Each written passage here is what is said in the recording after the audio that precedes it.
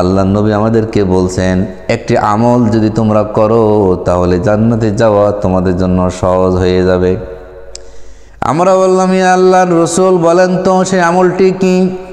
নবীজি সাল্লাল্লাহু আলাইহি সাল্লাম বললেন, আমার সাহাবারা, সেই আমলটি হলো যদি তোমরা ওযুর পরে কালিমাতুশ শাহাদাত পাঠ করো, ওযুর পরে কালিমা শাহাদাত যদি পাঠ করো, অথবা শাহাদাত আঙ্গুল উঁচু করে যদি তোমরা কালিমা শাহাদাতে পাঠ করো, তাহলে আল্লাহ রাব্বুল আলামিন জান্নাতের 8টি দরজা তোমার জন্য খুলে দেবে।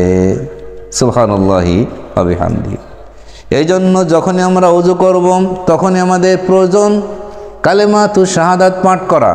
আশহাদু আল্লা ইলাহা ইল্লাল্লাহু ওয়াহদাহু লা শারীকা লাহু ওয়া আশহাদু আন্না মুহাম্মাদান আবদুহু ওয়া রাসূলুহু। জান্নাতে যাওয়ার ক্ষেত্রে আরও কয়েকটি সহজ পদ্ধতি আমাদের প্রিয় নবী বললেন। যদি প্রত্যেক নামাজের পরে, প্রত্যেক ফরজ নামাজের পরে যদি কেউ আয়াতুল কুরসি পাঠ করে, আয়াতুল কুরসি যদি তারা পাঠ করে, তাহলে আল্লাহ রাব্বুল আলামিন তার জন্য জান্নাত ওয়াজিব করে দেবেন। জান্নাতে যেতে পারে না, সে মরে না তাই। নবীজি বলছেন জান্নাতে যেতে পারে না, মরে না তাই। যদি মৃত্যুবরণ করে, মৃত্যুবরণ করার সাথে সাথে আয়াতুল কুরসি পাঠকারী জান্নাতে চলে যাবে। সুবহানাল্লাহ। এই জন্য আমাদের নামাজের পরে আয়াতুল কুরসিটা পাঠ করতে হবে।